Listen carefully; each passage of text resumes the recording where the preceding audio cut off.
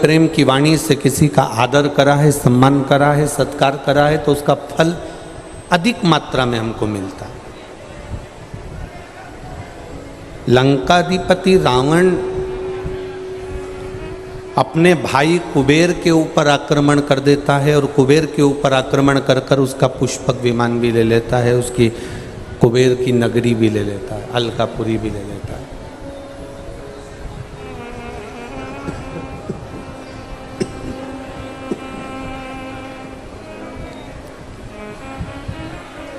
उसने कुबेर की अलकापुरी को भी ले लिया और पुष्पक विमान भी ले लिया।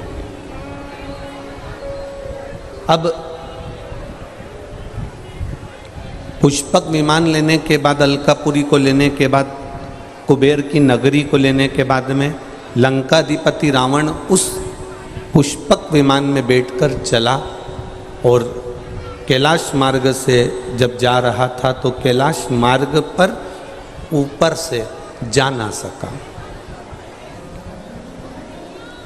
कैलाश में ऊपर से नहीं जा पाया और जब वो ऊपर से नहीं जा सका लंकाधिपति रावण, तो उसका विमान, उसका पुष्पक विमान रुक गया। जब पुष्पक विमान रुका तो ध्यान गया नंदी पर और नंदी से उसने कहा कि मेरा विमान यहाँ से आगे क्यों नहीं बढ़ रहा। तो नंदी ने कहा ये जो भूमि है, ये कैलाश का जो धाम है, ये देवाधिदेव महादेव का धाम है, ये भगवान शिव की नगरी है, ये भगवान शंकर का धाम है, इसके ऊपर से विमान नहीं जा सकता। अब रोका लंकाधिपति रावण को, पर रावण का जो अहम था कि मैंने अलकापुरी को अपना बना लिया, मैंने पुष्पक विमान को अपना बना लिया, तो ये कैलाश क्या लगता है। जब गाड़ी तुम्हारी हो गई, बंगला तुम्हारा हो गया, जमीन जायदाद तुम्हारा हो गया, घर में बहू आ गई, बच्चे हो गए, बहू को भी छोरा छोरी हो गए, तुम दादा दादी बन गए, तुम्हारे घर में धन की भी कोई कमी नहीं, सत्ता की भी कोई कमी नहीं, वैभव की भी कोई कमी नहीं।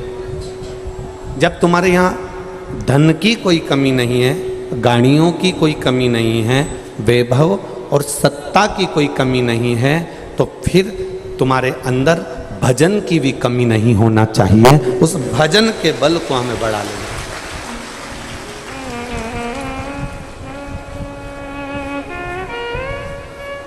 कोई पूर्व का पुण्य करा होता है, कोई पूर्व का दान करा होता है, पुण्य करा होता है, सत्कर्म करा होता है, जिसके कारण आप और हम भगवान का भजन कर पाते हैं, शिवालय तक जा पाते हैं, शिव महापुराण की कथा सुन पाते हैं, भगवान की भक्ति कर पाते हैं।